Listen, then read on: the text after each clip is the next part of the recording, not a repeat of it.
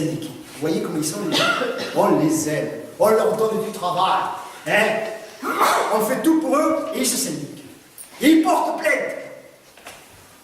Et le juge il a cranté sur la plainte. Mais on a une astuce. Hein.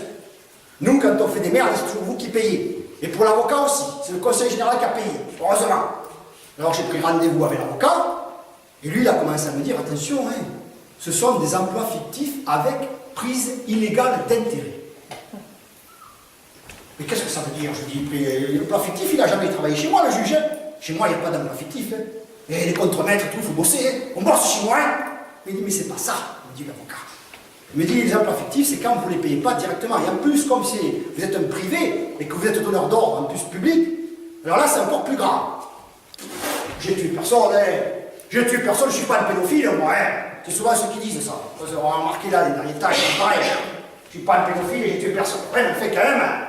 Bon, l'avocat, il me dit, bon, mais ça, c'est pas très grave, il y a pire. Ouf, qu'est-ce qu'il y a? Il dit, oui, vous êtes donneur d'ordre et vous avez contourné l'autoroute du Sud. Enfin, plutôt, vous l'avez fait contourner sur quelques hectares. Vous avez vendu 80 hectares, 40 fois le prix. C'est le prise illégale d'intérêt, ça aussi. Oh, mais à quoi ça sert d'être élu si on ne peut plus donner des ordres? Alors à quoi ça sert? On va pas me faire chier pour 80 hectares. Merde! Après, il me dit, il n'y a pas que ça. Qu'est-ce qu'il y a? De la fraude fiscale. De la fraude fiscale? Comment ça, de la fraude fiscale?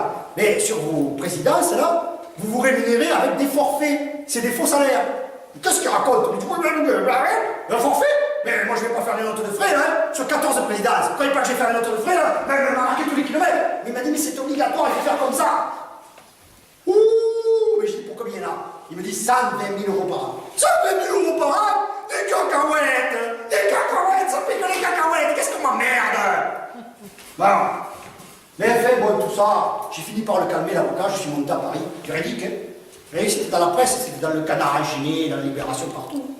Pas tout, parce qu'ils ne savaient pas tout. Hein, le Canard enchaîné, en fait, bon bref. Donc, alors, je suis allé à Paris, et je leur ai expliqué un peu les choses. Et alors là, ils ont tout nettoyé. Et oui, ils ont tout nettoyé, parce qu'à l'époque, on pouvait, maintenant c'est plus compliqué. Ça sert à ça, d'avoir la main sur le cœur, et le cœur sur la main. Oh, mais c'était pas le